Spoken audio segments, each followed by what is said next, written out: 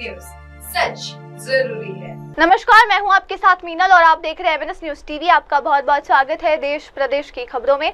और अब डालते हैं नजर आज की मुख्य सुर्खियों पर नजर।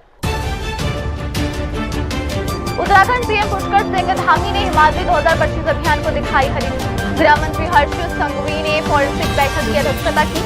कांग्रेस और सीपीआई-एम की लड़ाई से दिखावा बोले भाजपा के राष्ट्रीय सचिव अनिल अंचोली। और अब खबरें विस्तार के साथ। उत्तराखंड सीएम पुष्कर सिंह धामी ने हिमाद्री 2025 अभियान को दिखाई हरी झंडी। मुख्यमंत्री पुष्कर सिंह धामी ने मुख्यमंत्री आवास स्थित मुख्य सेवक सदन में आईटीबीपी द्वारा आयोजित हिमाद्री 2025 सीमा स्तरीय ट्रैकिंग अभियान के फ्लैग ऑफ समारोह में हिस्सा लिया। इस विशेष अभियान का उद्देश्य सीमावर्ती क्षेत्रों में साहस, फिटनेस और समर्पण की भावना को बढ़ावा देना है। इस मौके पर मुख्यमंत्री ने आईटीबीपी के जवानों की सराहना करते हुए कहा कि वे कठिन भौगोलिक परिस्थितियों में देश की सीमाओं की सुरक्षा कर रहे हैं और उनका यह अभियान युवाओं को प्रेरित करेगा। मुख्यमंत्री ने हिमाद्री 2025 को न केवल एक साहसिक यात्रा बल्कि एक राष्ट्रीय जागरूकता अभियान भी बताया, जो हिमालयी क्षेत्रों की सामरिक और पर्यावरणीय महत्ता को उजागर करता है। कि माननीय मुख्यमंत्री जी को सम्मान स्वरूप स्मृति चिन्ह भेंट करने की कृपा करें।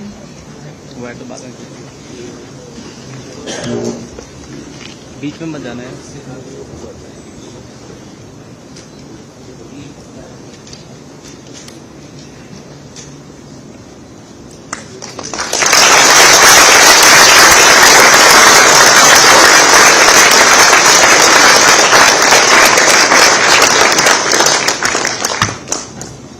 धन्यवाद। मैं महानिरीक्षक उत्तरी टंडन से पुनः अनुरोध करती हूँ कि श्री आनंद वर्धन मुख्य सचिव उत्तराखंड को सम्मान स्वरूप स्मृति चिन्ह भेंट करने की कृपा करें।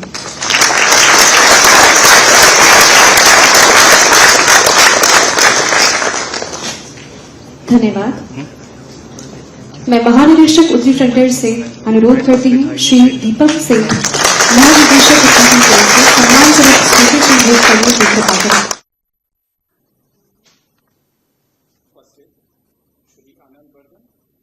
मुख्य सचिव उत्तराखंड सरकार श्री दीपक सिंह, पुलिस महानिदेशक उत्तराखंड पुलिस श्री शैलेश गोगोली जी, सचिव गृह उत्तराखंड सरकार एवं यहां उपस्थित सभी अधिकारीगणों को मेरा भावपूर्वक अभिनंदन। सर्वप्रथम मैं श्री पुष्कर सिंह धामी जी, माननीय मुख्यमंत्री का धन्यवाद करना चाहूंगा, जिन्होंने हमारे। और अब अगली खबर। गृह मंत्री हर्ष संघवी ने फॉरेंसिक बैठक की अध्यक्षता की। गुजरात के गृह मंत्री हर्ष संघवी ने एक अहम अपडेट साझा किया है। उन्होंने बताया कि फॉरेंसिक साइंस गुजरात की पूरी टीम के साथ फॉरेंसिक साइंस लेबोरेटरी में एक विशेष बैठक आयोजित की गई। इस बैठक का मुख्य उद्देश्य था उन सभी परिवारों के डीएनए का जल्द से जल्द मिलान करना, जो इस समय अनिश्चितता और इंतजार की स्थिति में है। मंत्री ने कहा कि भारत सरकार ने इस दिशा में बड़ी मदद भेजी है, जिसमें फॉरेंसिक विशेषज्ञों की कुशल टीम शामिल है। हर्ष संघवी ने यह भी बताया कि बैठक के बाद वे राष्ट्रीय फॉरेंसिक साइंस यूनिवर्सिटी का दौरा करेंगे, ताकि पूरे अभियान की प्रगति को देखा जा सके और उसमें और तेजी लाई जा सके। राज्य सरकार और केंद्र सरकार मिलकर इस संवेदनशील प्रक्रिया को गंभीरता और संवेदनशीलता के साथ आगे बढ़ा रही। गृह विभाग के उच्च अधिकारियों के साथ फॉरेंसिक साइंस लेबोरेटरी में अभी एक बैठक का आयोजन किया गया था, जिसमें खास तौर पे फॉरेंसिक साइंस की पूरे गुजरात की टीम, जो पिछले 2 रातों से सोए बिना रात दिन एक करके जल्द से जल्द सभी परिवारों के डीएनए मैच के लिए काम कर रही है। कुल मिला के भारत सरकार से भी बहुत बड़ी संख्या में फॉरेंसिक एक्सपर्ट्स की मदद यहाँ पे भेजी गई है। उसी के साथ गुजरात सरकार के भी 36 जितने फॉरेंसिक एक्सपर्ट लगातार दिन रात इस पे काम कर रहे हैं। 3-4 घंटे की साइकिल्स के बाद ये मैच किए गए जो नंबर्स हैं वो तात्कालिक सिविल हॉस्पिटल भेजे जाते हैं। मैं अभी फॉरेंसिक साइंस लेबोरेटरी पे एक डिटेल्ड बैठक हुई है और इसके बाद हम अभी नेशनल फॉरेंसिक साइंस यूनिवर्सिटी जो है वहाँ पे भी इसी प्रकार से रात दिन काम चल रहा है। वहाँ विजिट के बाद टोटल ये जो प्रक्रिया है वो प्रक्रिया और ज़्यादा से ज़्यादा जल्द कैसे हो पाए उस पर काम चल रहा है। आभार। Thank you. और अब अगली खबर, कांग्रेस और सीपीआईएम की लड़ाई सिर्फ दिखावा, बोले भाजपा के राष्ट्रीय सचिव अनिल अंटोनी। विधानसभा उपचुनाव को लेकर सियासी बयानबाजी तेज हो गई है। भाजपा के राष्ट्रीय सचिव अनिल अंटोनी ने कांग्रेस और सीपीआईएम तीखा हमला करते हुए कहा कि केवल दिखावटी लड़ाई लड़ रही है, लेकिन असल में उनका मकसद भाजपा को केरल की राजनीति से दूर रखना है। उन्होंने कहा कांग्रेस और सीपीआईएम दोनों झंडी गठबंधन का हिस्सा है। नीलामपुर सीट वायनाड लोकसभा क्षेत्र के अंतर्गत आती है, जहां से प्रियंका गांधी सांसद है। अब कांग्रेस पार्टी खुले तौर पर वेलफेयर पार्टी का समर्थन ले रही है, जो जमात-ए-इस्लामी की राजनीतिक शाखा है। ये संगठन दुनिया भर में कट्टरपंथ फैलाने के लिए जाना जाता है। अनिल अंटोनी ने यह भी कहा कि सीपीआईएम की स्थिति भी इससे बेहतर नहीं है और दोनों दल एक दूसरे को खुश करने की होड़ में कट्टरपंथी ताकतों से समर्थन ले रहे हैं। उन्होंने इसे लोकतंत्र और राष्ट्रीय सुरक्षा के लिए चिंताजनक करार दिया है। The Congress Party and the CPM, both of them are in the national level alliances of the so-called India Alliance. But in Kerala, they are involved in a mock fight just to keep the Bharatiya Janata Party away. Both the Congress and the CPM in Kerala, they are competing with each other on appeasement. The Congress, Nilambur, a by-election is happening. It comes under the Wayanad Lok Sabha constituency where Priyanka Gandhi Vadra is the MP from there. Earlier, Rahul Gandhi was a member of parliament from there. And here the Congress party is now openly taking the support of the Welfare Party. The Welfare Party has said that they are going to support the Congress, and the Congress state leaders have very clearly said that they are very happy to take their support. This Welfare Party is the political arm of the Jamaat-e-Islami, which is a global organization, Islamic organization, radical organization that is involved in a lot of radicalization across the world. The CPM also is not any better. There, the CPM in Nilambur is having the support. They are claiming the support and taking the support of PDP. This PDP is the party which was led by Abdul Nasser Madani, who is now in a jail in Bangalore and is the prime accused of a bunch of serial blasts that happened in Coimbatore in 1998. So both the Congress party and the CPM, they are taking the support of radical elements and they are in a competition with each other for appeasement. The Bharatiya Janata Party has also put a strong candidate there, and we are very sure that the people of Kerala are seeing through all this appeasement of both the Communists and the Congress, and we will see a very good result for the BJP in Kerala. Just a few days back, there was also a delegation which was led by the leader, the national top leader of the CPM, Sri M.A. Baby, who had gone to Kashmir. And from there, again, during these times when our Prime Minister and our government has made it very clear that our government has zero tolerance to terrorism, where blood and water will not be flowing together, where trade and terrorism cannot go on together. In Kashmir, the top communist leaders are now, during these times when India is taking strong stances against terrorism, the Communist Party is now saying that they want Article 370 to be reinstated and they want talks with Pakistan to once again start. This is absolutely not acceptable. This is once again the CPM party trying to appease certain minorities, and for that they are taking steps which is against national interest. It is very sad to see these two old national parties, once national parties, do this kind of appeasement politics. The people of this country sees through all this, and we are very sure that just like how in every other state across India, it is only a matter of time that the Bharatiya Janata Party will emerge as the #1 party in Kerala also, because the people of India have full faith in our Prime Minister's leadership and vision, and the people of India want a government. The people of Kerala also will want a government that stands for Sabka Saath, Sabka Vikas, Sabka Vishwas, and no appeasement for anybody. और अब अगली खबर, भाजपा सांसद रविशंकर प्रसाद का बयान सामने है, जहां पहलगाम हमले की अंतर्राष्ट्रीय स्तर पर निंदा हो रही है। पटना में मीडिया को संबोधित करते हुए भाजपा सांसद रविशंकर प्रसाद ने जम्मू कश्मीर के पहलगाम में हुए हालिया आतंकवादी हमले को लेकर तीखी प्रतिक्रिया दी। उन्होंने कहा कि यह हमला केवल भारत पर ही नहीं बल्कि मानवता पर हमला है। उन्होंने बताया कि जब भारत के प्रतिनिधियों ने विभिन्न देशों के राजनयिकों और नेताओं से मुलाकात की तो सभी ने एक स्वर में आतंकवाद की निंदा की। सभी ने साफ तौर पर कहा कि आतंकवाद का कोई भी रूप स्वीकार्य नहीं है। रविशंकर रविशंकर प्रसाद ने कहा, हम पाकिस्तान के नागरिकों के खिलाफ नहीं है, हमारी समस्या उस देश की सेना और जनरल से है जो देश को चलाते हैं और आतंकवादियों का इस्तेमाल अपने एजेंडे को आगे बढ़ाने के लिए करते हैं। उन्होंने आतंकवाद को एक कैंसर की तरह बताया जो केवल भारत ही नहीं बल्कि पूरे विश्व को धीरे धीरे प्रभावित कर रहा है। उन्होंने अंतर्राष्ट्रीय समुदाय से अपील की कि वह आतंकवाद के विरुद्ध एकजुट होकर कदम उठाए। सभी देशों ने एक स्वर से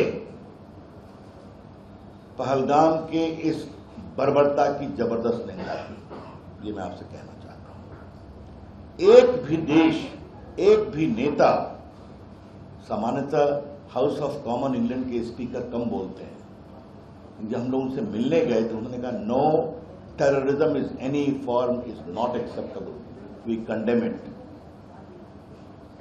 ये बहुत ही अच्छा लगा। हमने ये भी कहा, हम पाकिस्तान के नागरिकों के विरोधी नहीं हैं, लेकिन पाकिस्तान की समस्या है कि वहां के जनरल्स पाकिस्तान चलाते हैं और जनरल्स आतंकवादियों को अपने मंसूबों को पूरा करने के लिए उनका दुरुपयोग करते हैं। ये जनरल्स न जनता के द्वारा चुने हैं न जनता के द्वारा उत्तरदायी हैं। हमने ये भी बताया कि सारे आजादी के बाद से हिंदुस्तान के नेताओं ने उनसे रिश्ता बनाने की कोशिश की। क्या नेहरू जी, क्या शास्त्री ताशकंद समझौता, क्या फिर आपके शिमला एग्रीमेंट। अटल जी तो बस से ही गए, मोदी जी ने अपने शपथ ग्रहण में बुलाया, लेकिन क्या हुआ? आतंकवाद, संसद पे हमला, मुंबई, उरी, पुलवामा, पहलगाम। हमने ये भी बताया कि एक बात आप ध्यान रखिए, टेररिज्म एक कैंसर है जो पूरी दुनिया को प्रभावित कर रहा है। और हमने ये भी कहा कि आज लंदन का मेट्रो अटैक हो, हाउस ऑफ कॉमन के सामने जो छुरे से मारा गया सो हो, या 9/11 हो, या फ्रांस में अटैक हो, या जर्मनी में अटैक हो, या बेल्जियम में हो, इन सारे आतंकवादी हमलों में या तो कोई पाकिस्तानी है या पाकिस्तान में ट्रेन टेररिस्ट है। हमने ये भी बताया कि ओसामा बिन लादेन कहां पकड़ा गया था। हमें सवाल पूछा गया कि आप अंदर क्यों घुस के मारे। हमने बहुत सीधा जवाब दिया कि ओसामा बिन लादेन को खोजने के लिए अमेरिका, इंग्लैंड, यूरोप की फोर्स 12,000 किलोमीटर गई थी ना अफगानिस्तान, उनकी पहाड़ियों में। तो आप अपने नागरिकों को बचाने के लिए अगर 12,000 किलोमीटर जा सकते हैं तो नरेंद्र मोदी की सेना अपने नागरिकों पर हमला करने वालों की खोज में 400 किलोमीटर जा सकती है। डीएमके की मांगे अभी भी अस्पष्ट है, बोले कोवई सत्या। डीएमके द्वारा घोषित विरोध प्रदर्शन के बीच एआईएडीएमके के प्रवक्ता कोवई सत्यम ने डीएमके की मांगों पर सवाल खड़े किए हैं। उन्होंने कहा कि केलाड़ी उत्खनन मामले में डीएमके वास्तव में क्या मांग रही है, ये अभी तक साफ नहीं हो पाया है। सत्यम ने ये भी पूछा कि केंद्र सरकार ने डीएमके से कौन कौन से सबूत मांगे हैं और डीएमके ने क्या सबूत उपलब्ध कराए हैं, इस बारे में भी कोई स्पष्टता नहीं है। उनका मानना है कि डीएमके इस मुद्दे को अपने राजनीतिक हितों के लिए उभार रही है। इसके अलावा उन्होंने डीएमके पर आरोप लगाया कि उन्होंने अपने दावे के अनुसार केंद्र सरकार को जो सबूत सौंपे हैं उन्हें सार्वजनिक क्यों नहीं किया गया। उन्होंने पूछा कि तमिलनाडु के जनता के साथ पारदर्शिता क्यों नहीं बरती जा रही। समय ने कहा, अगर डीएमके को वास्तव में न्याय चाहिए तो उनके पास कानूनी रास्ते भी मौजूद है, बजाय बार-बार भाजपा पर आरोप लगाने। What is the demand of DMK out of the Kiladi excavation? It's still not clear. And what is the evidences that central government has sought, and what are all the evidences given by DMK? That also is not clear. All it boils down is DMK is waiting for an opportunity to have a political narrative that can suit its benefit. That's what happened in Kiladi. 26 RT crafts which are excavated in Kiladi dating back to 560 BC were submitted, acknowledged, and it is on records in ASI. This happened during the period of AIADMK. And there is transparency in the entire process. Now, why DMK has not released the evidence out in public, which they ought to claim that they have submitted to the central government? What is stopping them to bring in more transparency to the people of Tamil Nadu, rather than only beating around the bush on a political narrative that BJP is against Tamil Nadu, BJP against Tamil people? What kind of narrative is this? Just to hide their incompetence, they use each and every opportunity to paint a picture as if everything done by DMK is right. but all whatever the central government does is wrong. This is what happening in Tamil Nadu. This is a useless exercise. It's a futile exercise which has no merits, and the claims of DMK has no merits. If they release the evidences out in open, then there is a credible. DMK can claim credibility on the findings, which is still not out in open. It is certainly politicizing. There are other means and ways to deal with a governance issue. If they feel that the central government has not acknowledged, despite the evidence has been given, there is judiciary. There are other means and ways where you can still fight and ensure that you are on the right track. What is the need for a protest? What is the need for painting a picture as if whatever they have done is right when they have not declared anything out in open? Nobody knows what is the demand of DMK with respect to Kiladi. What is it they are seeking? What is it they are asking for? और अब अगली खबर, मणिपुर के Irwin खुंडर कपम ने NEET UG 2025 में 99 percentile के साथ किया टॉप। मणिपुर में नीट यूजी 2025 में 99 परसेंटाइल हासिल कर टॉप करने वाले एरविन खुंडरकम ने कहा, मुझे बिल्कुल भी उम्मीद नहीं थी कि ऐसा होगा क्योंकि ये साल का सबसे खराब परीक्षा था। मैं बिल्कुल भी इसकी उम्मीद नहीं कर रहा था। शुरू में मैं इंजीनियर बनना चाहता था, लेकिन मेरे पिता ने डॉक्टर बनने के महत्व को समझाया, इसलिए मैंने 2023 में पहली बार नीट की परीक्षा दी। मेरी कक्षा 11 के परिणाम कोविड के कारण अच्छे नहीं थे, इसलिए मैं तब अच्छी तैयारी नहीं कर पाया था। इस बार मैंने पूरी मेहनत की और बेहतर प्रयास किया। I'm very excited about this. I have no idea that I would be the state topper, because on my exam day, it was the worst exam I have ever appeared in this whole year. So I'm not been expecting that state topper. After you complete your 12th exam from Harvard School, what was your ambition to becoming your future at that time? Actually, I wanted to become an engineer, but my father told me about the usefulness of being a doctor, and so I've given my first exam in 2023, and actually my class 11 was also not good because of that COVID. Our classes have been in online classes, so I was not well prepared back then. And after that, in 2023 itself, I went to Kota LN for coaching for the next year's NEET examination, but it did not go very well, and I really started working very hard this year, and और अब अगली खबर, गृह मंत्री अमित शाह ने 60,244 नए police कांस्टेबलों को नियुक्ति पत्र वितरित किए। कहा, यूपी पुलिस के लिए ऐतिहासिक दिन। केंद्रीय गृह मंत्री अमित शाह ने लखनऊ में आयोजित नियुक्ति पत्र वितरण समारोह को संबोधित करते हुए कहा कि उत्तर प्रदेश पुलिस और राज्य के 60,244 युवाओं के लिए एक ऐतिहासिक और गौरवशाली अवसर है। अमित शाह ने कहा, आज उत्तर प्रदेश पुलिस के लिए एक नया अध्याय शुरू हो रहा है और ये उन सभी भाइयों और बहनों के जीवन में एक महत्वपूर्ण पल है जो आज इस समारोह में उपस्थित है। यह अवसर उन युवाओं के लिए भी बहुत खास है जो उत्तर प्रदेश के हर समुदाय, जाति और क्षेत्र का प्रतिनिधित्व करते हैं। ये 60,244 युवा अब देश की सबसे बड़ी पुलिस शक्ति का हिस्सा बन रहे हैं। गृह मंत्री ने आगे कहा कि उत्तर प्रदेश पुलिस भारत की सबसे बड़ी पुलिस बल है और नए सदस्यों के शामिल होने से इसकी ताकत और भी बढ़ेगी। उन्होंने युवाओं को शुभकामनाएं देते हुए उनके उज्जवल भविष्य की कामना की। आज उत्तर प्रदेश पुलिस के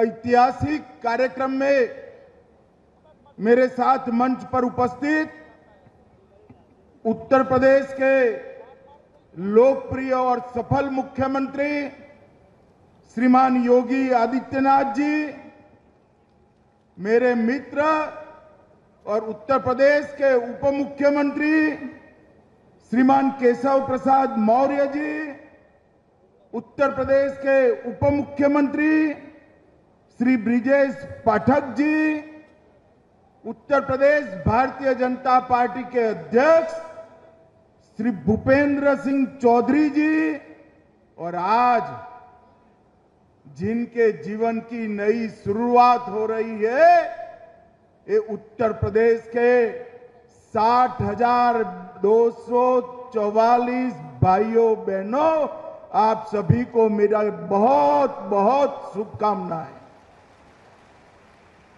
मित्रों, आज हम सबके लिए भी एक बहुत बड़ा अवसर है, मगर मेरे सामने जो युवा बैठे हैं, उनके जीवन का आज शायद सबसे शुभ दिन है, क्योंकि आज ये 60,000 से ज्यादा युवा जो उत्तर प्रदेश के हर समाज, हर जाति, हर जनपद, हर तहसील का प्रतिनिधित्व करते हैं, वो सभी आज से भारत के सबसे बड़े पुलिस बल का अभिन्न हिस्सा बनने जा रहे हैं। और इसलिए मैं ये सभी 60,244 युवाओं को मनपूर्वक अनंत अनंत शुभकामनाएं देना चाहता हूं। उत्तर प्रदेश का पुलिस बल पूरे देश में सबसे बड़ा पुलिस बल है। आजादी के वक्त उत्तर प्रदेश के पुलिस बल में एक प्रकार से पूरे देश के साथ इसकी कंपैरिजन होती थी, मगर कुछ साल जो रहे, उत्तर प्रदेश के कानून और व्यवस्था बिगड़ती गई और हमारे 2017 में भारतीय जनता पार्टी की सरकार बनी, योगी जी मुख्यमंत्री बने, उत्तर प्रदेश पुलिस फिर से नई बुलंदियों को हासिल करने के रास्ते पर आगे बढ़ रहा है। और आप सभी के लिए एक गौरव का मौका है कि आज आप पुलिस बल, उत्तर प्रदेश पुलिस बल का हिस्सा बनने जा रहे हैं। और अब अगली खबर, हवाई यात्रा से डरने की जरूरत नहीं, सड़क हादसे से ज्यादा आम है, विमानन विशेषज्ञ सुभाष गोयल। अहमदाबाद में हाल ही में हुए विमान हादसे के बाद लोगों में हवाई यात्रा को लेकर चिंता बढ़ गई है। इस पर प्रतिक्रिया देते हुए विमानन विशेषज्ञ सुभाष गोयल ने कहा कि हवाई यात्रा अभी सबसे सुरक्षित यात्रा माध्यमों से एक है और लोगों को इससे डरने की जरूरत नहीं। गोयल ने कहा, कोई भी व्यक्ति हवाई यात्रा से न डरे। सड़क हादसे हवाई हादसों की तुलना में कहीं अधिक होते हैं, लेकिन हम सड़क पर चलना बंद नहीं करते, जिंदगी चलती रहनी चाहिए। उन्होंने जानकारी दी कि अहमदाबाद हादसे में शामिल विमान पहले पेरिस से दिल्ली आया था और दिल्ली में उसकी जांच की गई। ये ऐसा है, जहां तक आप ये कह रहे हैं कि एयर ट्रैवल जो है वो सेफ नहीं है, जितने एयर ट्रैवल में एक्सीडेंट्स होते हैं उससे 1000 गुना ज़्यादा रोड पे होते हैं और उससे 1000 गुना ज़्यादा रोड पे लोगों की मौत होती है। तो देखिए, जब लिखा होता है तभी आदमी मौत आती है। और एक आदमी जो इमरजेंसी एग्जिट पे 11A पे बैठा था अभी अहमदाबाद के क्रैश में, वो बिल्कुल बाल ना बाका हो सके, जो प्रभु की इच्छा है ना। तो ये एक किस्मत की बात है, जब जिसकी लिखी है होनी है। तो आदमी को घबराना नहीं चाहिए एयर ट्रैवल से। हमारे मुझे 40-50 साल हो गए हैं इस एविएशन और टूरिज्म के बिजनेस में। तो एक हमारा पैसेंजर था राजा रत्नम, वो एक मद्रास के कैरावेल उसमें जहाज में क्रैश में बच गया था और फिर उसी दिन शाम को वो लॉस एंजल्स की फ़्लाइट ले रहा था। तो मैंने उससे कहा, भैया तुझे डर नहीं लग रहा? उसकी बीबी से बात करी, कहता ये मेरा 3rd एयरप्लेन क्रैश है which ever I have survived. और कहता जिस दिन मैंने मरना है ना, मैं सड़क क्रॉस कर रहा हूँ, साइकिल वाला मारेगा तो मर जाऊँगा। उसके बाद मुझे भी डर नहीं लगता। मैं भी आज रात को कल फ्लाइट लेके जा रहा हूँ हैदराबाद। जो लिखा है वो होगा, आदमी को डरना नहीं चाहिए, दुनिया चलती रहती है। अब देखिए, टेररिस्टों ने लंदन में अंडरग्राउंड में बॉम्ब ब्लास्ट करा, उसके बाद 2 घंटे के बाद लोगों ने अंडरग्राउंड में ट्रैवल करना शुरू कर दिया। तो the life has to go on, दुनिया तो चलती रहेगी। लेकिन सर, जिस तरह से अमित शाह ने भी बोला था कि ये एक भाग्य की बात है। तो उनका ये कहना है कि अगर सब कुछ हम भाग्य पर छोड़ दें तो ये मंत्रालयों का और ये तमाम सुरक्षा की चीज़ों का आखिर क्या मतलब रहेगा? नहीं, देखिए, इंसान का फर्ज है अपनी पूरी कोशिश करना। Director general of civil aviation का भी सेफ्टी ऑडिट हुआ था, आईटा का, इंटरनेशनल एयर ट्रांसपोर्ट, और उस सेफ्टी ऑडिट में इंडियन जो हमारा रेगुलेशंस हैं वो बिल्कुल खरी उतरी थी। तो ये थोड़ी ना है कि हम चेकिंग नहीं करते। अब जो भी ये अहमदाबाद का फ्लाइट थी, ये पहले पेरिस से आई थी, फिर दिल्ली में इसकी चेकिंग हुई, और पेरिस से इतनी लंबी फ़्लाइट लेके ये आई है, दिल्ली में इसकी 787 की चेकिंग हुई, और इंजीनियर्स ने जब तक सर्टिफाई करा फिर ये अहमदाबाद आया, और अहमदाबाद 1.5-2 घंटे रुकने के बाद फिर उसकी सर्टिफाई हुई। कोई भी पायलट या कोई भी क्रू अपनी जान ज़बरदस्ती नहीं, अगर उनको ये हो कि 1% भी डिफेक्ट है तो कोई भी पायलट प्लेन में नहीं बैठेगा। तो एफर्ट हमारा सिंसियर होता है। देखो, हर आदमी को पूरी कोशिश करनी चाहिए। जितनी मंत्रालय हैं बहुत अच्छा काम कर रही हैं, और जो अब ये मोदी जी की गवर्नमेंट इस टाइम काम कर रही है, आई थिंक इससे बढ़िया हमें सरकार मिली नहीं है।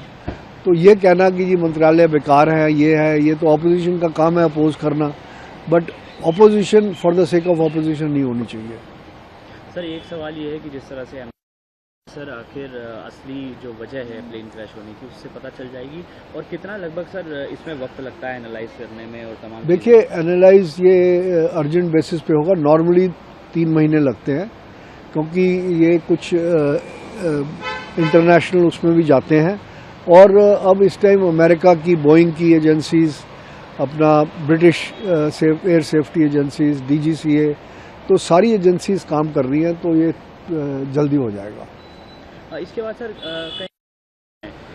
कई लोग, तो इस पर आपका क्या कहना है, कितने सुरक्षित रहते हैं इसके विमान, और क्या हमें इसमें तब्दीलियां लाने की ज़रूरत है, सुरक्षा ऑडिट होने चाहिए? देखिए, सुरक्षा ऑडिट तो होते हैं। ICAO international civil aviation organization है, उसके सेफ्टी सिक्योरिटी नॉर्म्स फॉलो होते हैं, और हर एयरलाइन, चाहे वो बोइंग की है चाहे एयरबस की है, उसमें सारे सेफ्टी सिक्योरिटी मेजर्स होते हैं। और दुनिया की कोई एयरलाइन ऐसी नहीं है जिसका क्रैश ना हुआ हो, राइट? जब आदमी हवा में उड़ता है, हज़ारों प्लेन्स उड़ रहे होते हैं, तो एक बार सऊदीया का और इसका एक और एयरलाइन का मिड एयर कोल्यूशन भी हो गया था। तो ये तो देखो, एक्सीडेंट, रोड एक्सीडेंट्स कितने होते हैं, इसका मतलब ये थोड़ी ना कि आदमी गाड़ी चलाना बंद कर दे या गाड़ी में बैठना बंद कर दे। और अब अगली खबर, भाजपा सांसद निशिकांत दुबे का विपक्ष पर निशाना। मोदी विरोध में देश विरोध पर उतर आई और कांग्रेस भारतीय जनता पार्टी के सांसद निशिकांत दुबे ने सोशल मीडिया प्लेटफॉर्म एक्स पर एक विस्तृत पोस्ट के माध्यम से कांग्रेस और विपक्ष पर तीखा हमला बोला है। उन्होंने आरोप लगाया कि विपक्ष, खासकर कांग्रेस, अब पढ़ना लिखना भी बंद कर चुकी है और विदेशी नीति के मुद्दों पर झूठ फैलाकर देश को गुमराह कर रही है।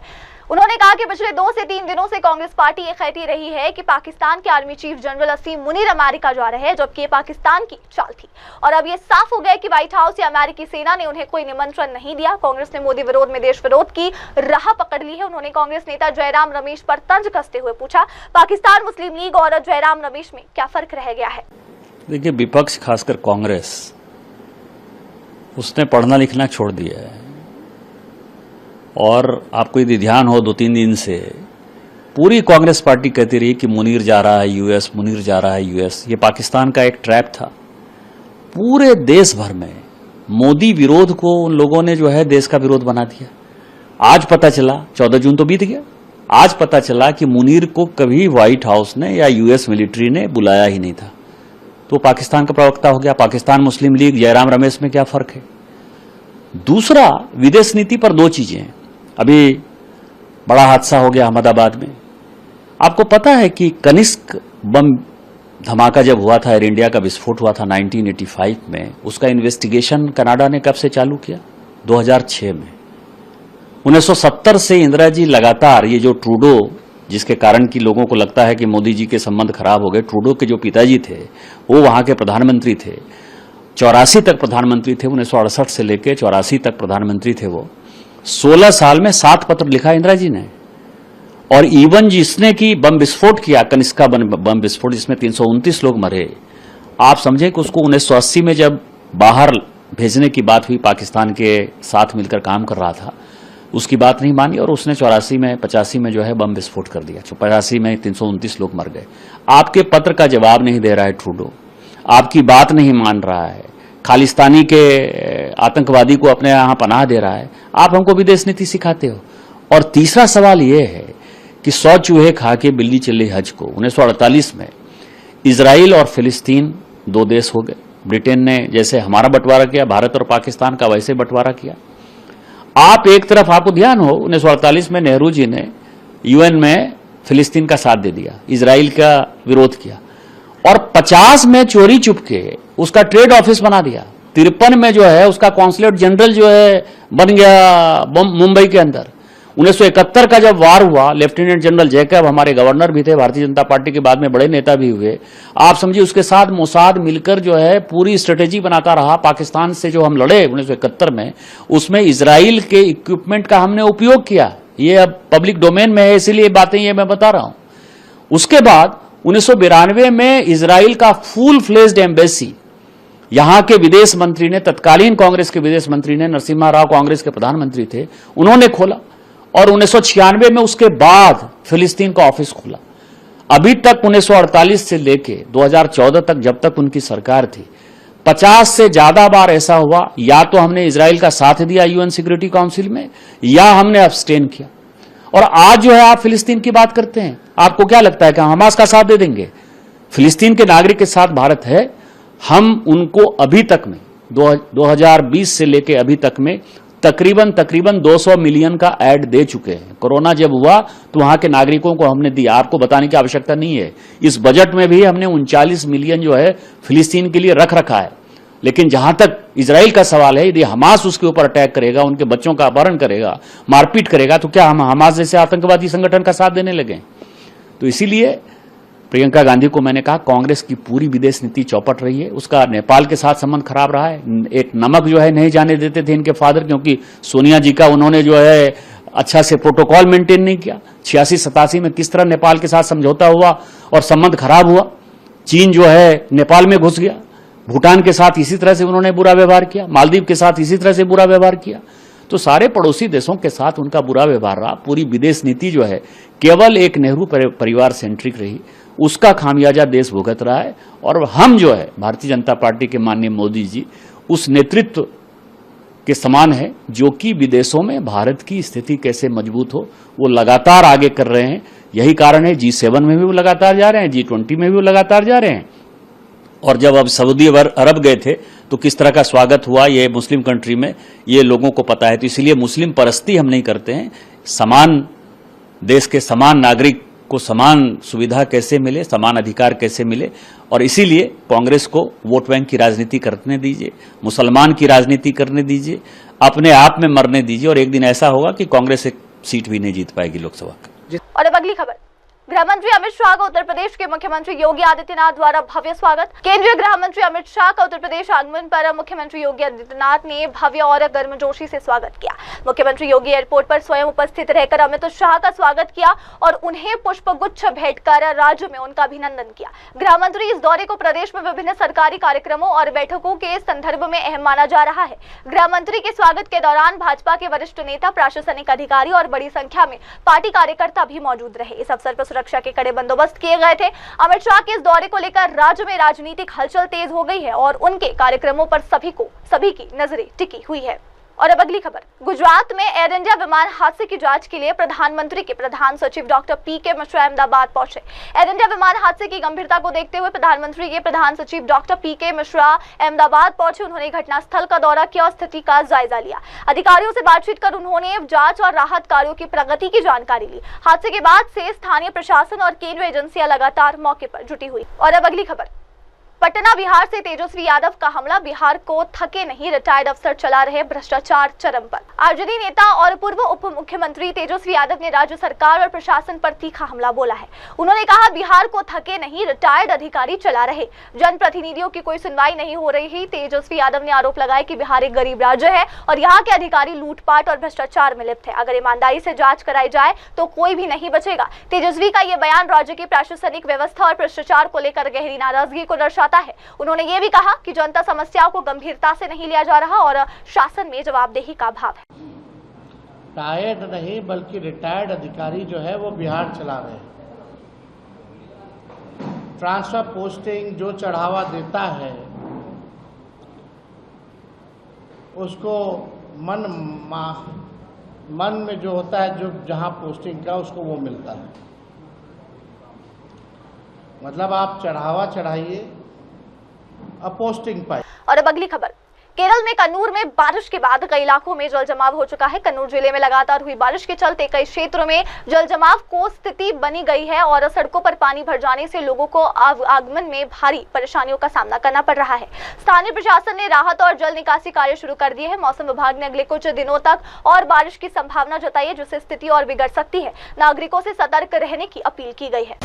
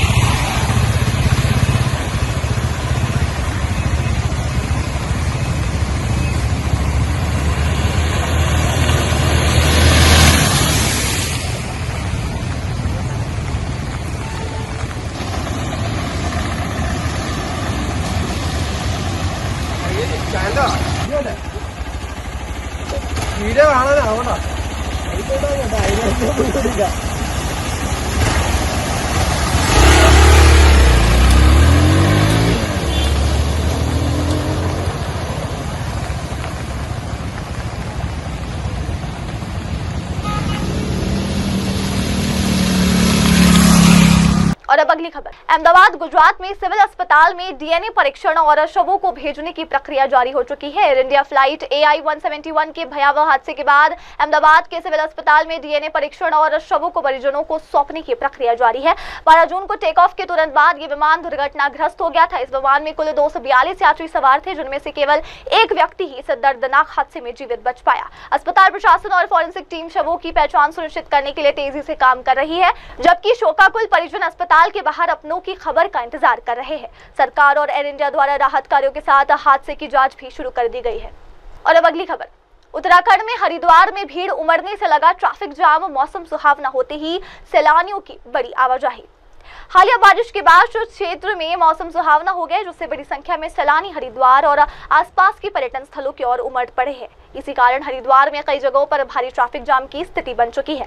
इस संबंध में ट्रैफिक सीओ संजय चौहान ने बताया कि स्थिति को संभालने के लिए हमारी पूरी टीम तैनात है। ट्रैफिक धीरे धीरे लेकिन निश्चित रूप से आगे बढ़ रहा है। हम लोगों से अपील करते हैं कि कृपया अपनी गाड़ियां सड़क के बीच में न खड़ी करें, बल्कि पार्किंग स्थलों का उपयोग करें। प्रशासन की ओर से लगातार निगरानी की जा रही है और यातायात को सामान्य बनाने के प्रयास जारी है। पर्यटकों से संयम और सहयोग की अपील की गई है।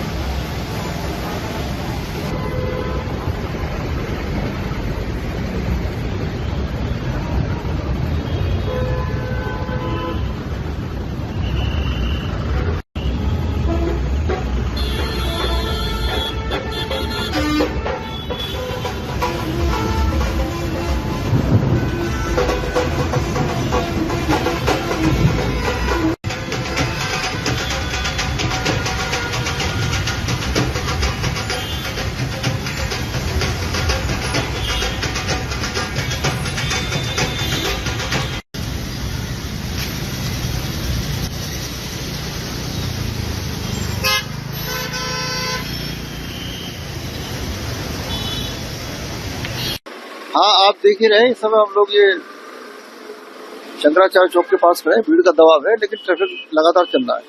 हमारा सारा फोर्स लगा हुआ है, इसमें हमारी ट्रैफिक पुलिस की ड्यूटियां हैं, हमारा जिले का थानों का फोर्स है, अर्धसैनिक बल भी हमने ड्यूटी पे लगाए हुए हैं। और आप देखेंगे कि ये है लगातार चल रहा है, थोड़ा रुक रुक के चल रहा है, बट चल रहा है। एक मैं चैनल के माध्यम से अपील करना चाहूंगा कि लोग ना बीच में गाड़ियां खड़ी करके उतारना शुरू करते हैं, उससे बड़ी पोजीशन खराब हो जाती है। जगह जगह है, मैंने गाड़ी में घूम करके देखा। तो मैं ये अपील करना चाहता हूँ कि लोग गाड़ियां पार्किंग में लगाएं, सड़क पर ना लगाएं। जैसी सड़क पर गाड़ी लगती है, दूसरी उसके पीछे लग जाती है, उससे बड़ा लंबा जाम लग जाता है और उसको कंट्रोल करने में बहुत टाइम लगता है हमको। तो मैं ये अपील भी करना चाहता हूँ कि गाड़ियां पार्किंग में लगाएं। कौन कौन से चौक चौराहे की बात करें तो कहाँ पर ट्रैफिक का दबाव? देखिए, थोड़ा सा दबाव हमारा रोडी बेल वाला में है। उसमें क्या होता है, बेसिकली हर की पैड़ी से यात्री आते हैं ऊपर और उनको वाहन चाहिए होता है बैठने के लिए। तो जब ऑटो वाले हमने कह रखा है कि भी बैठाओ उनको, लेकिन जल्दी चलो, और वो एक बहुत बड़ी वजह है जाम लगने की। और दूसरा, जैसे मैंने बताया आपको, गाड़ियां जगह जगह लोग के खड़े होकर स्नान करने लगते हैं। अगर वो ना करें तो फिर कोई दिक्कत नहीं है, उसी को मैनेज करने में हम लोग लगे हुए हैं। जाम की स्थिति कैसी है? जाम की स्थिति आप देखें है, लेकिन चल रहा है, ट्रैफिक रुका हुआ नहीं, चल रहा है, धीरे धीरे लगातार दबाव है, पर हम इसको कंट्रोल कर रहे हैं। और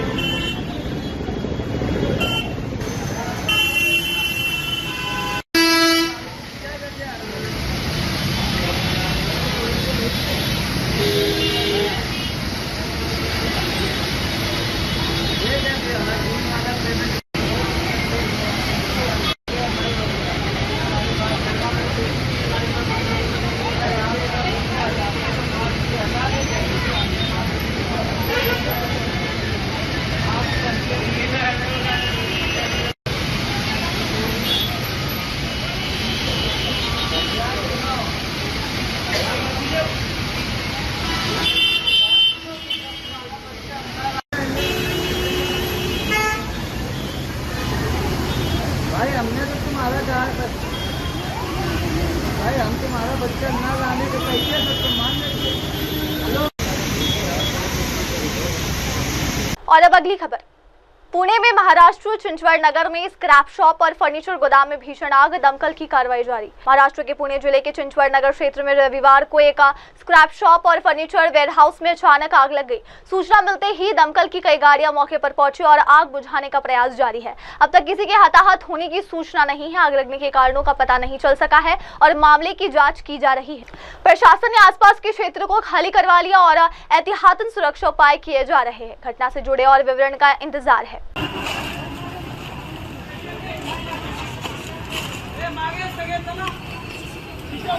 पानी चालू करा,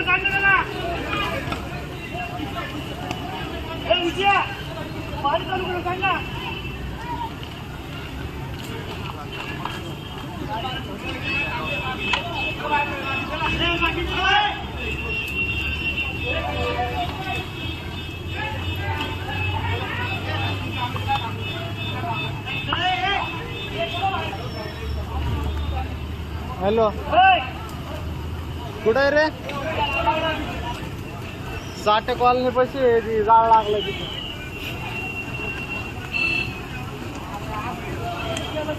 अरे पाणी चालू करू नये आलो आलो आलो कोणतं रे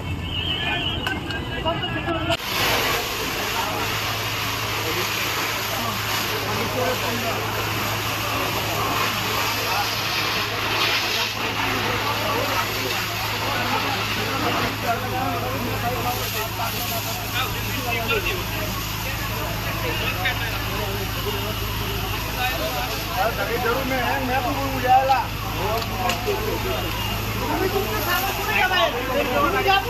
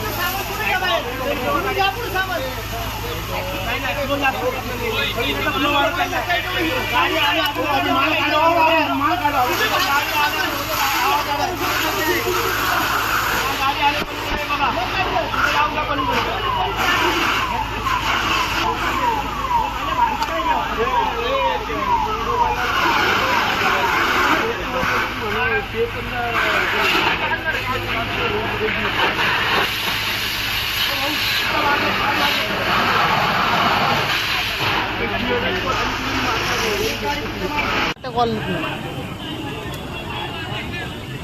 हाँ ये 60 कॉलनी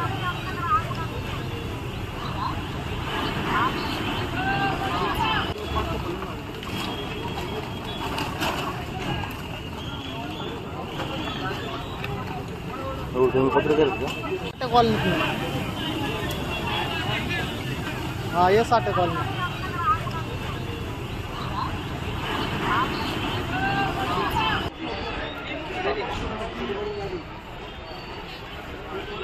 और अब अगली खबर।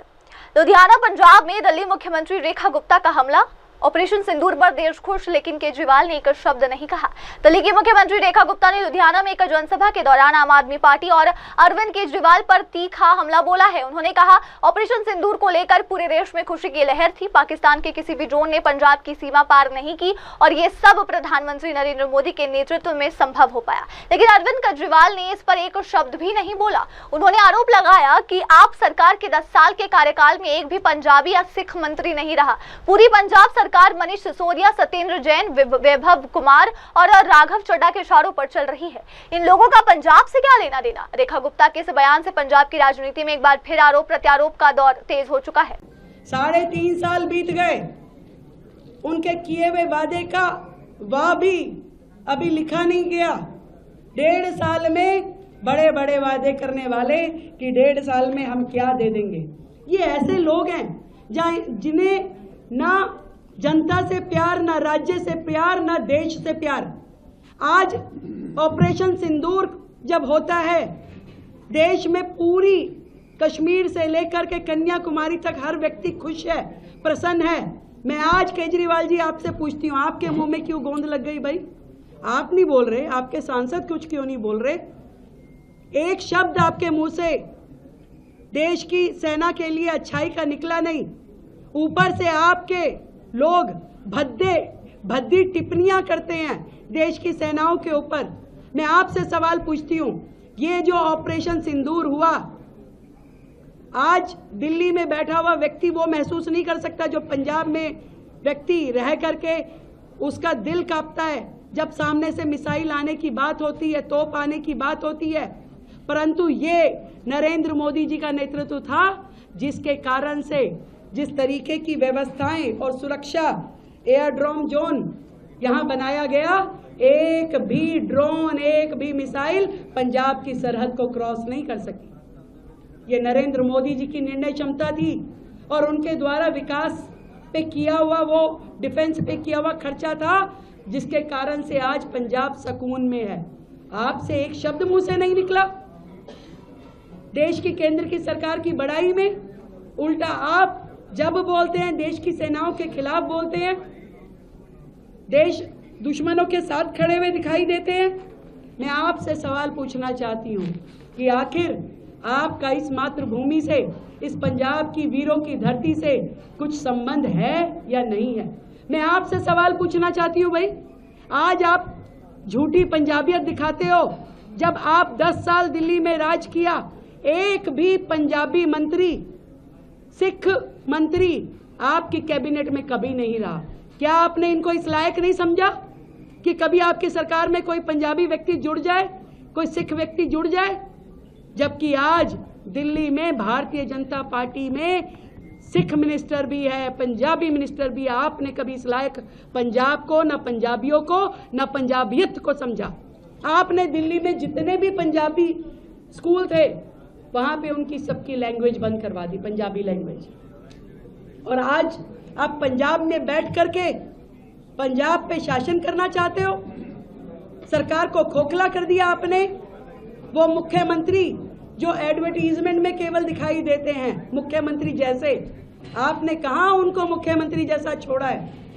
यहां तो पूरा का पूरा शासन दिल्ली के रिजेक्टेड मंत्री आके करते हैं, चाहे वो सिसोदिया हो, सत्येंद्र जैन हो, विभव कुमार हो, राघव चड्ढा हो। ये लोग आकर के बैठ के, इनका क्या लेना देना पंजाब से? इनमें से कौन पंजाब मूल का है? कौन यहाँ की समस्याओं को जानता था? केवल सत्ता के लोभी हैं ये। दिल्ली की सत्ता गई तो तुरंत यहाँ सत्ता पकड़ ली, चिपक गए पंजाब के साथ आकर के। पर मैं ये कहना चाहती हूँ कि आपने कभी भी दिल्ली की सरकार में रहते हुए कभी सिखों का भला नहीं किया। आप उस कांग्रेस के साथ हाथ मिला के चुनाव लड़ते रहे हो जिन्होंने 1984 में सिख नरसंहार किया। कभी उनको न्याय दिलाने में आपने मदद नहीं करी। कभी एक भी इफेक्टेड परिवार का भला नहीं किया। ये तो नरेंद्र मोदी जी थे जिन्होंने 2014 में अपनी सरकार आने के बाद SIT बना करके उन गुनहगारों को सजा दिलाई और उसके अलावा सभी को मुआवजा दिया। आज दिल्ली में जब हमारी सरकार आई भारतीय जनता पार्टी की, तो हमने उन सिख परिवारों को नौकरी देने का काम शुरू किया है और पहले 125 लोगों को, सिख बंधुओं को, उन परिवारों को हमने नौकरी का पर्चा दिया, उनका नियुक्ति पत्र दिया है।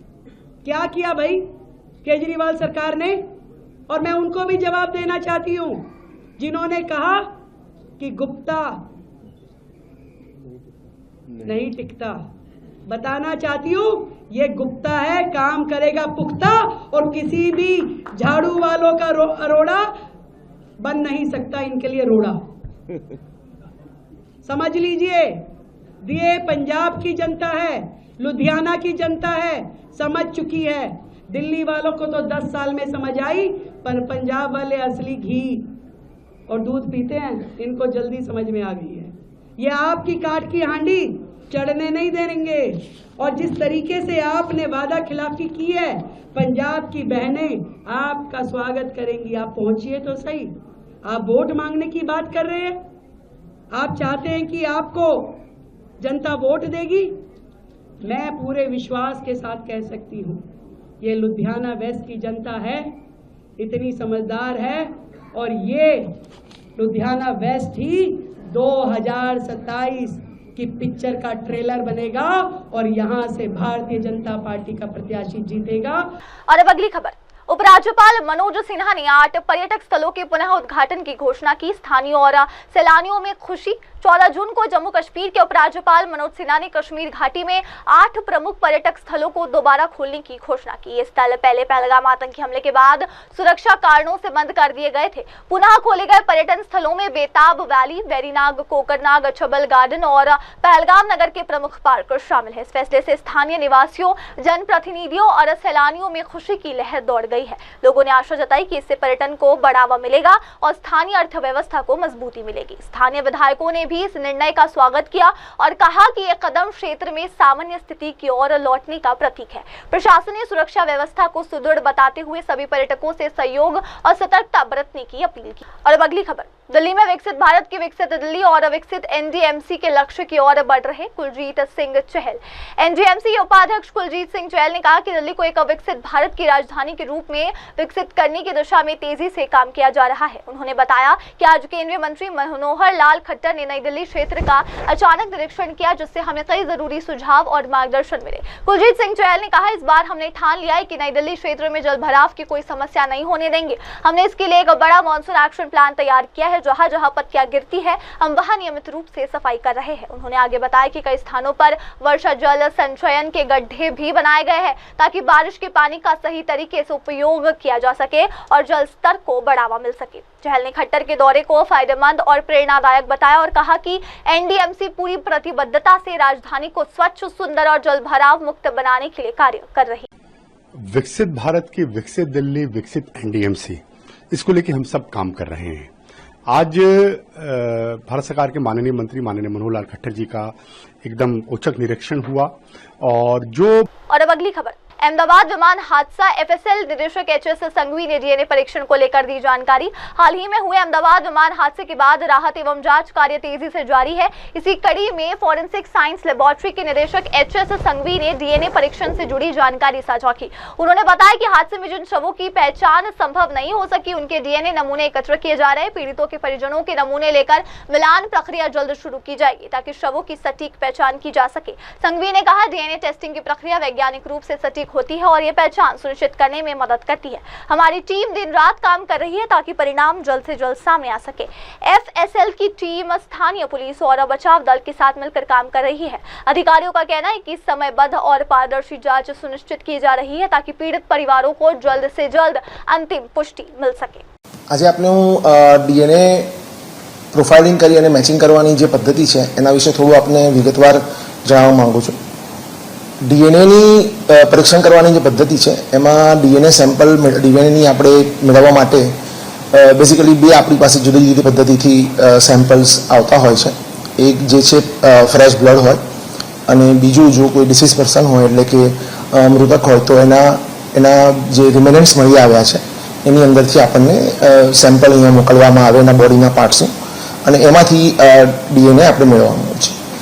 ફ્રેશ બ્લડની જો વાત કરીએ તો એમાં કોઈ વધારે કોઈ કોમ્પ્લિકેશન્સ એની અંદર છે નહીં, પણ જ્યારે બોડી પાર્ટ્સમાંથી કે જેમાં ખાસ કરીને અત્યારની કન્ડિશનની વાત કરીએ તો જે ખૂબ જ બળી ગયેલી હાલતમાં જે મૃતકો મળી આવેલા છે એના બોડી પાર્ટ્સમાં પણ આપણને ડીએનએ ખૂબ અંદરથી લેવાનું હોય છે। એને કારણે સૌથી પહેલાં જે પાર્ટ્સ આપણને ડૉક્ટરે કલેક્ટ કરીને આપણને અહીંયા મોકલ્યો છે ફોરેન્સિક લેબની અંદર, એમાં સૌથી પહેલાં એને એ જે સેમ્પલ છે એને પ્રોપરલી ક્લીન કરવું, જેથી કરીને કોઈ બાહ્ય પદાર્થ કે કોઈ બાહ્ય વસ્તુ એની અંદર આવી ન જાય અને એ ઇન્ટરફિયર ન કરે અને આપણને એકદમ સ્વચ્છ પ્રોફાઇલ મળે એના માટે એ અત્યંત આવશ્યક સ્ટેપ છે। એની અંદર આ બહુ જ ઝીણવટભર્યું કામ કરવું પડે છે। જ્યારે સેમ્પલને પ્રોપરલી ક્લીન કરી અને ત્યારબાદ એને આપણે ડીએનએના આઇસોલેશન અને એક્સટ્રેક્શનની પ્રક્રિયા માટે અલગથી એને આપણે એમાં કામગીરી કરવામાં આવે છે। આમાં જોઈએ જો આઇસોલેશન અને એક્સટ્રેક્શનની જો આપણે વાત કરું તો દાખલા તરીકે જો બોન હોય તો બોનનો સૌથી પહેલાં એનો પાવડર કરવામાં આવે છે। જો દાંત હોય તો એના પીસીસ કરી અને પછી પાછું એનો પાવડર કરવામાં આવે છે અને એ બધાને આપણે આઇસોલેશનની પ્રક્રિયા માટે જુદા એક ફિક્સ ટેમ્પરેચરની ઉપર એને આપણે શું કહી શકાય કે વાઇબ્રેટ થતું એક મશીન હોય એની અંદર આપણે એને નાખી અને પછી એમાંથી આપણને અલગ તારવી આપે છે ડીએનએ અને જે ફ્લુઇડ્સ હોય એને અલગ તારવી આપે છે અને ત્યારબાદ આપણે એને આ જે ડીએનએ આઇસોલેટ થયેલું છે, એક્સટ્રેક્ટ થયેલું છે, પછી એને તમે આપ સૌ જે કોવિડમાં આપણે તમે બધાએ મશીનના નામ સાંભળ્યા હશે, આરટીપીસીઆર નામ સાંભળેલું હશે। તો એ આરટીપીસીઆર મશીનની ઉપર એની અંદર આપણે એની ક્વોલિટી અને ક્વોન્ટિટી ચેક કરીએ છીએ. સફિશિયન્ટ ક્વોન્ટિટી મળે અને એની ક્વોલિટી સારી હોય તો પછી આપણે એ જ ડીએનએ જે મળી આવ્યું છે એની મલ્ટિપલ કોપી, એટલે આપણે ઝેરોક્સ કોપી કહીએ ને, કે આપણે કાગળની મલ્ટિપલ કોપીઝ રાખતા હોઈએ છીએ આપણે સાચવવા માટે. और अब अगली खबर, पूर्व मुख्यमंत्री विजय रूपाणी का अंतिम संस्कार राजकीय सम्मान के साथ होंगे. अंतिम संस्कार मंत्री ऋषिकेश पटेल. गुजरात के मंत्री ऋषिकेश पटेल ने जानकारी दी है कि पूर्व मुख्यमंत्री विजय रूपाणी के अंतिम संस्कार की सभी तैयारियां पूरी कर ली गई. उन्होंने बताया कि कल मुख्यमंत्री भूपेंद्र पटेल ने विजय रूपाणी के परिवार को डीएनए नमूनों के मिलान की पुष्टि होते ही सूचित किया. उन्होंने आगे कहा, कल सुबह 11:30 बजे विजय रूपाणी के पार्थिव शरीर को सिविल अस्पताल से परिवार को सौंपा जाएगा.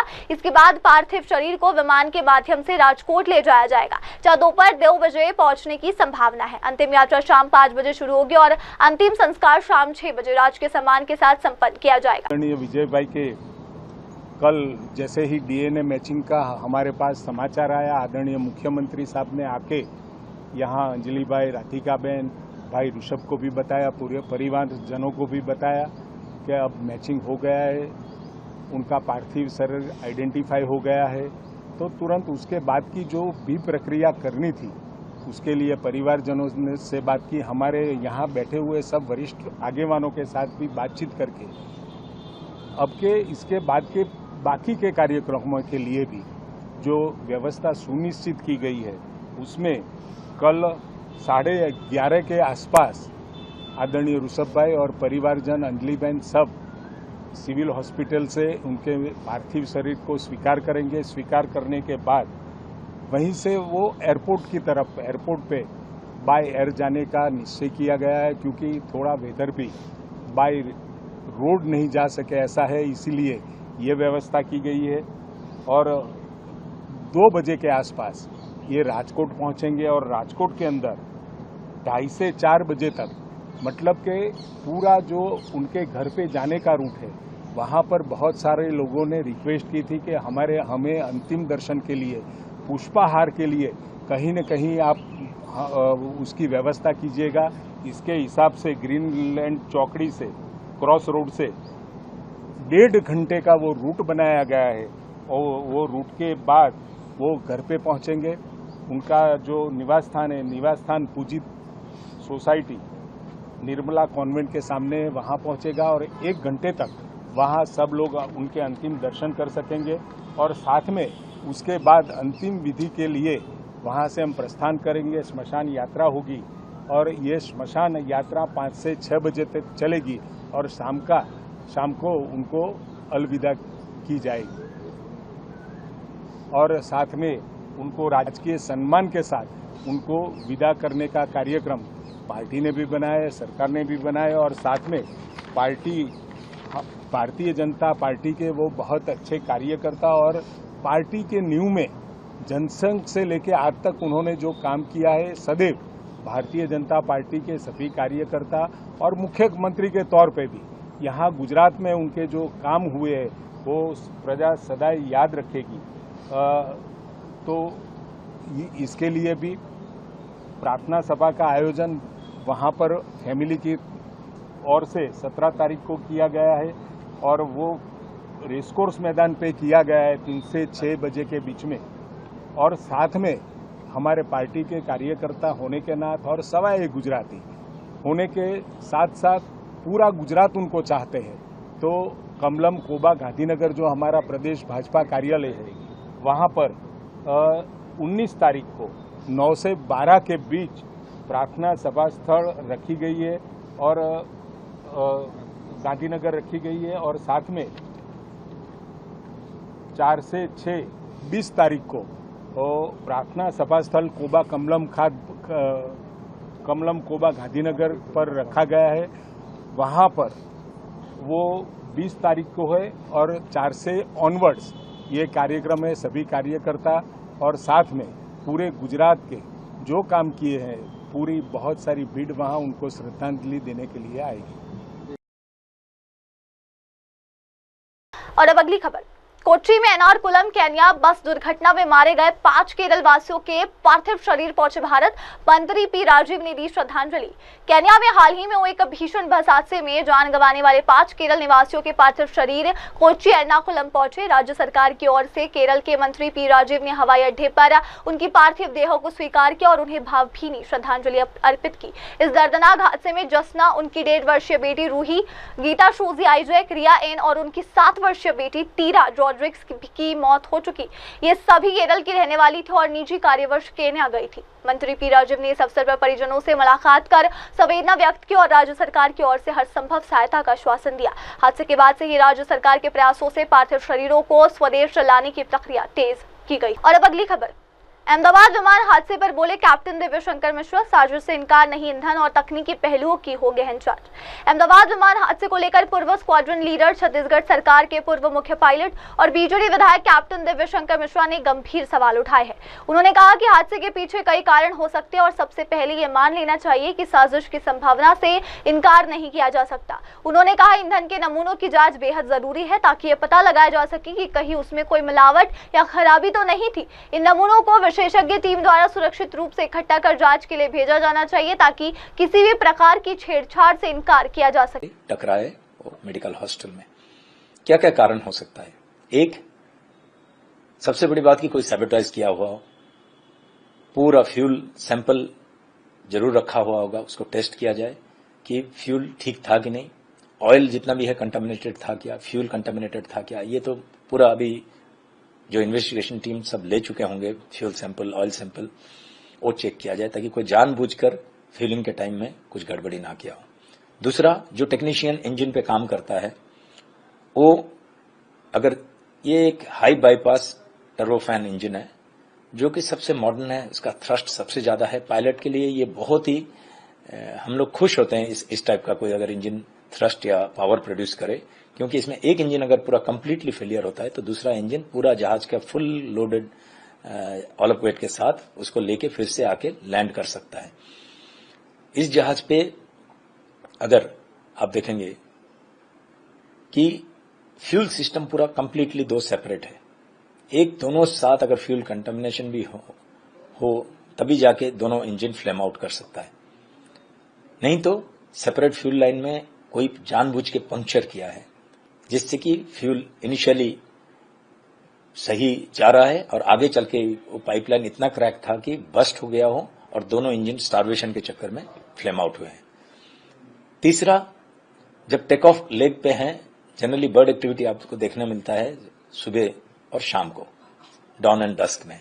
लेकिन इस केस में क्या हुआ है कि चिड़िया, अगर एक फ्लॉक ऑफ बर्ड्स अगर उसी टाइम दरमियान जब टेक ऑफ कर रहे हैं सामने आ गया हो और दोनों ही इंजन में खूब सारे बर्ड्स, अगर बर्ड हिट होता है भी तो पार्शियल पावर फेलियर होता है, कंप्लीट पावर फेलियर नहीं होने का भी संभावना होता है और कभी कभी कंप्लीट पावर फेलियर भी हो सकता है। लेकिन दोनों इंजन में बर्ड इंजेक्शन और दोनों इंजन बिल्कुल थ्रस्ट प्रोड्यूस ना किए और डायरेक्ट फोर्स लैंडिंग के लिए जाना, ये तो सोच के परे है। तो अगर सब देखा जाए तो मुझे जिस तरह के जहाज है ये और जिस तरह की व्यवस्था है, इसमें कहीं भी इस तरह की दुर्घटना घटने की संभावना ही नहीं है। तो इसको मैं निवेदन करूंगा कि जो भी इसके इन्वेस्टिगेशन टीम में है, इसको पूरा पृथ्वी देखना चाहिए, पूरा एविएशन इंडस्ट्री देखना चाहिए। और मैं तो निवेदन करूंगा हमारे देश के जो विमानन विभाग में है, डीजीसीए को, कि पूरा इन्वेस्टिगेशन किया जाए क्यों ये हादसा हुई। सीवीएफडीआर में कॉकपिट वॉइस रिकॉर्डर और डाटा रिकॉर्डर में काफी सारे इन्फॉर्मेशन मिल जाएगा। डिजिटल वीडियो रिकॉर्डर जो नीचे होता है उससे भी कुछ इन्फॉर्मेशन मिल सकता है। और जो बातचीत हुई है स्टार्टअप से क्रैश तक और किस तरह का parameters most importantly flight data में आ रहा है, उसको पूरा best of the team investigate करे और ले। क्योंकि देखिए हादसा घट गई है, अब कुछ नहीं मिला। अगर पाइपलाइन किसी ने पंक्चर किया हुआ उसको अभी प्रूव करने के लिए भी हमें मुश्किल होगी, क्योंकि इतना एक्सपर्ट जो जहां क्रैक किया है, किस लिए किया है, ये तो सालों साल लग जाएगा उसको सही तहकीकात करने के लिए।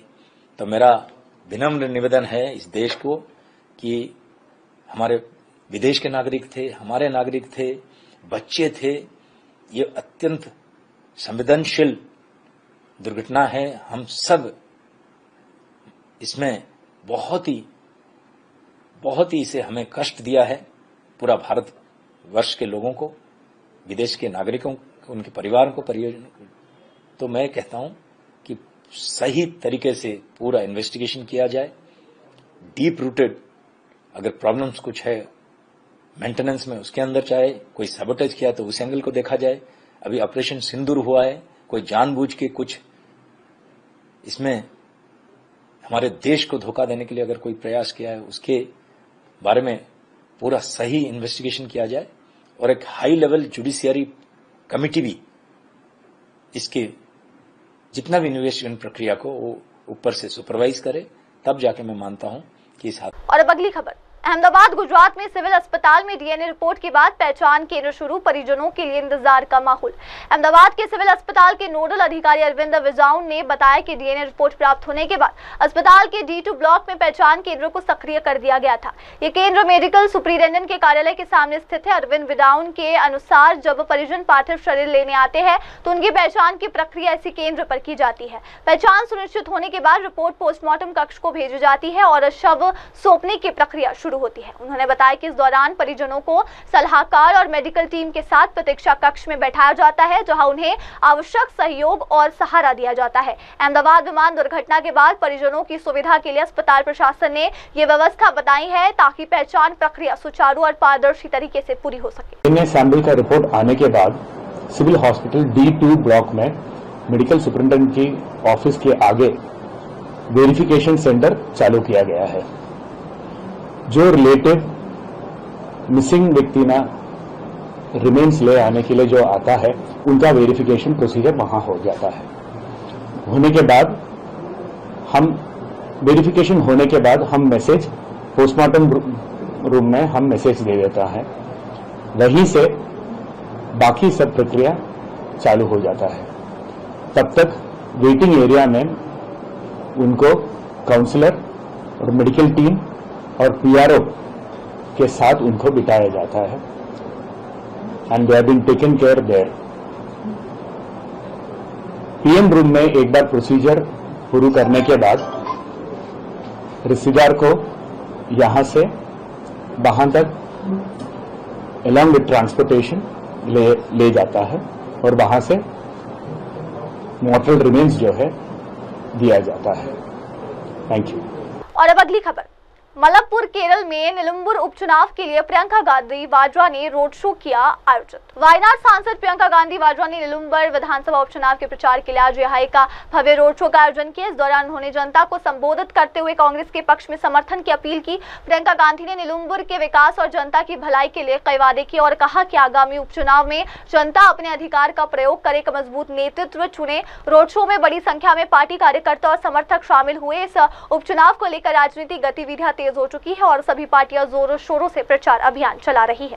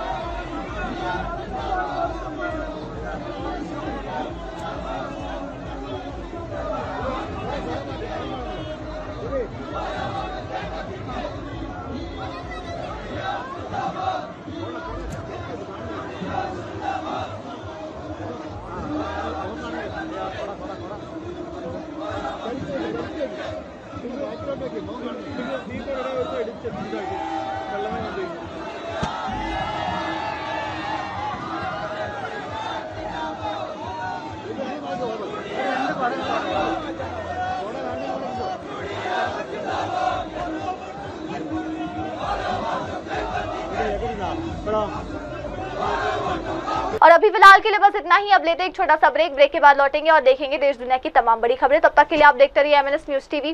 नमस्कार। हाय हेलो नमस्कार, मैं हूं पंकज विष्णु और आप देख रहे हैं MNS न्यूज।